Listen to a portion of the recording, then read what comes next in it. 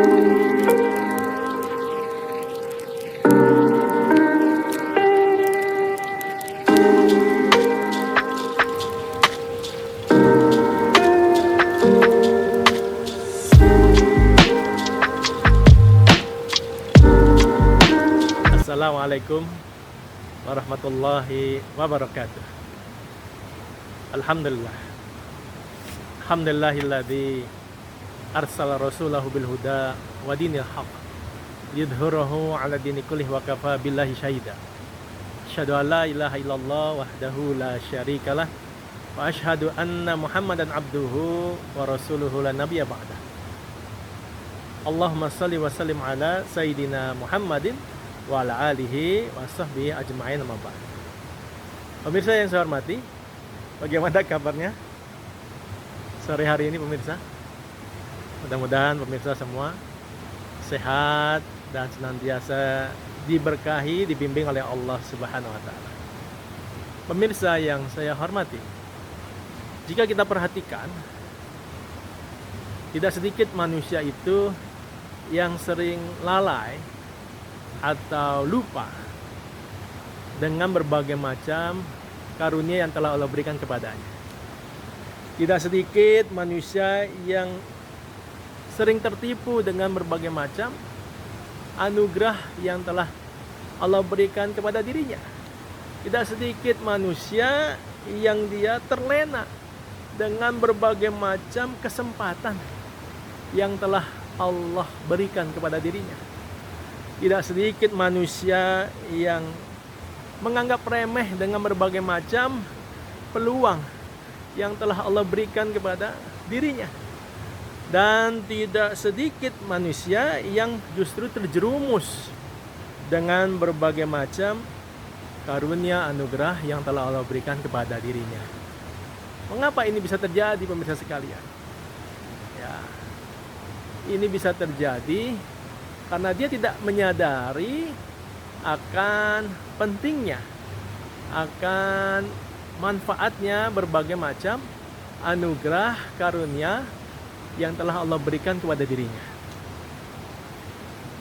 Di dalam satu hadis, Nabi kita Muhammad SAW pernah memberikan satu peringatan, warning, tentang perlunya kita memperhatikan, menggunakan 5 perkara sebelum datangnya 5 perkara. Bunyi hadisnya itu adalah iktanim homsan qabla homsin, syababaka qabla haramik, wasihataka qabla sakomika, waginaka qabla fakrika, wa faraghaka qabla suglika, wa hayataka qabla mautika. Rawahul Hakim. Artinya adalah gunakanlah 5 perkara sebelum datang 5 perkara.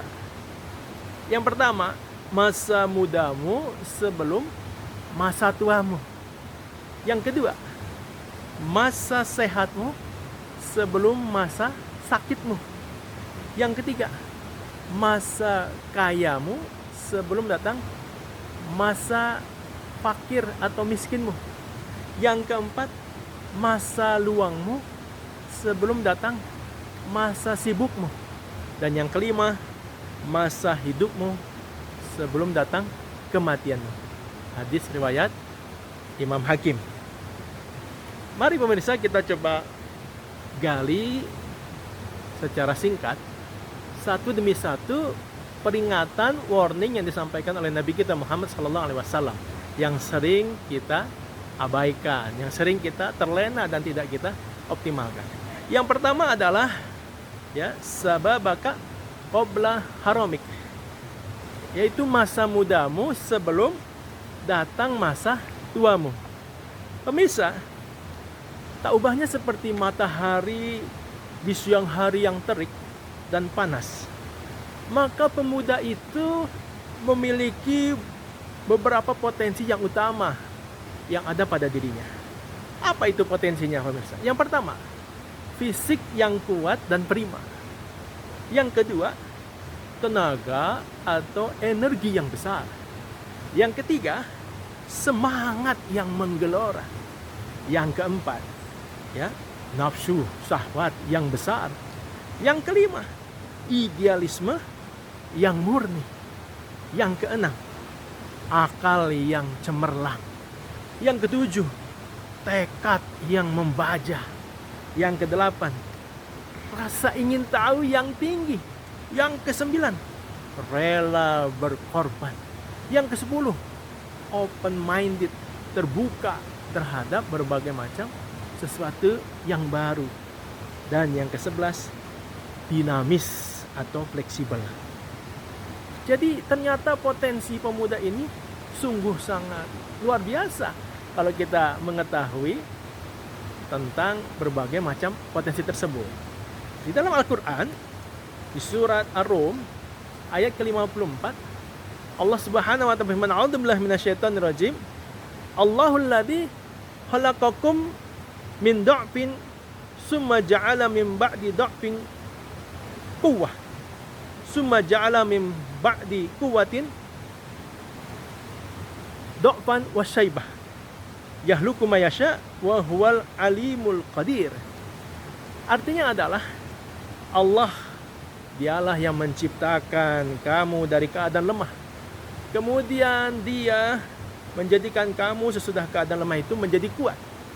Kemudian Dia menjadikan kamu sesudah kuat itu lemah kembali dan berubah. Ya, Dia menciptakan apa yang dikehendakinya dan Dia Maha mengetahui lagi Maha kuasa. Jadi di dalam ayat ini kita bisa lihat bagaimana manusia itu memang mengalami satu siklus kehidupan, mulai dari lemah, ya, bayi, batita, balita, lalu menjadi anak-anak dan menjadi remaja, lalu kemudian menjadi kuat, ya, pemuda dan dewasa. Lalu setelah itu menjadi lemah kembali, menjadi orang tua, lalu menjadi manula, lemah dan berubah. Dan begitulah siklus kehidupan yang telah Allah ciptakan kepada kehidupan manusia. Jadi pemirsa yang berbahagia, ibaratnya cahaya matahari tadi, maka pemuda, masa mudamu itu adalah masa yang paling sangat strategis, masa yang paling kuat posisinya, masa ketika seperti matahari berada di saat yang sangat panas, ya, jadi antara jam 11 sampai jam 2 lah. Nah, ini adalah satu hal yang harusnya bisa dimaksimalkan, ya, dimanfaatkan ketika masih muda ini untuk tentunya sesuatu yang positif, yang baik, bukan pada sesuatu yang berisi pada nilai-nilai kemaksiatan. Ya, jangan habiskan masa mudamu pada hal-hal yang buruk, pada hal-hal yang negatif, pada wilayah-wilayah yang dimurkai oleh Allah Subhanahu wa taala. Jangan habiskan masa mudamu pada tempat-tempat yang membawa murka Allah Subhanahu wa taala, melakukan perbuatan-perbuatan maksiat, ya, berzina, mengkonsumsi narkoba, minum khamr, tawuran, ya, kemudian melakukan berbagai macam kriminalitas dan lain sebagainya. Nah, ini satu hal yang sungguh harusnya dihindari bagi para pemuda-pemuda yang beriman kepada Allah Subhanahu wa taala. Bahkan nanti di padang mahsyar itu ada 7 golongan yang mendapat naungan dari Allah Subhanahu wa taala, yang tidak ada naungan di saat itu kecuali naungan dari Allah Subhanahu wa taala. Dan salah satunya adalah wasyabun fi ibadatillah, rawahul Bukhari wa Muslim. Ya, yaitu seorang pemuda yang senantiasa menghabiskan masa mudanya dalam beribadah kepada Allah Subhanahu wa taala. Jadi pemirsa yang saya hormati, selagi muda, gunakan masa mudanya itu untuk sesuatu yang diberkahi dan diridhai Allah Subhanahu wa taala. Gunakan masa muda untuk beribadah. Ibadah bukan hanya dalam artian yang sempit, ya, bukan hanya sekedar salat, puasa, zakat dan haji, itu harus dilakukan. Ya, pemuda Islam tidak boleh meninggalkan salat 5 waktu, harus berjamaah di masjid. harus menunaikannya di awal waktu. Ya, pemuda muslim harus senantiasa menjaga puasa Ramadannya. Ya, bagaimana menjaga berbagai macam aturan-aturan agama. Dan ibadah dalam artian yang umum besar, yaitu senantiasa menjalankan segala apa yang Allah perintahkan dan meninggalkan semua yang Allah larang. Hal-hal yang memang sifatnya muamalah. Nah ini pemirsa ya. Jadi selagi teman-teman ya, mahasiswa atau para pemuda yang memang masih usia muda, ini betul-betul gunakan dengan sebaik-baiknya sesuai dengan tuntunan dan ajaran agama Islam. Jangan sia-siakan masa mudamu, karena kalau sudah tua maka banyak hal yang tidak bisa kita lakukan lagi seperti ketika kita masih muda. Ya, menyesal. Kenapa dulu ketika saya muda saya banyak melakukan hal-hal yang negatif? Kenapa dulu ketika saya masih muda saya justru terjerumus dalam berbagai macam perbuatan-perbuatan yang dimurkai Allah Subhanahu. Kenapa dulu waktu saya masih muda saya justru melakukan hal-hal yang membuat saya rusak secara fisik dan mental, akhirnya ketika tua membawa banyak keburukan dan penyakit. Nah, ini hal yang harus kita perhatikan ya. Kata Nabi kita Muhammad SAW, gunakan masa mudamu sebelum datang masa tuamu ya.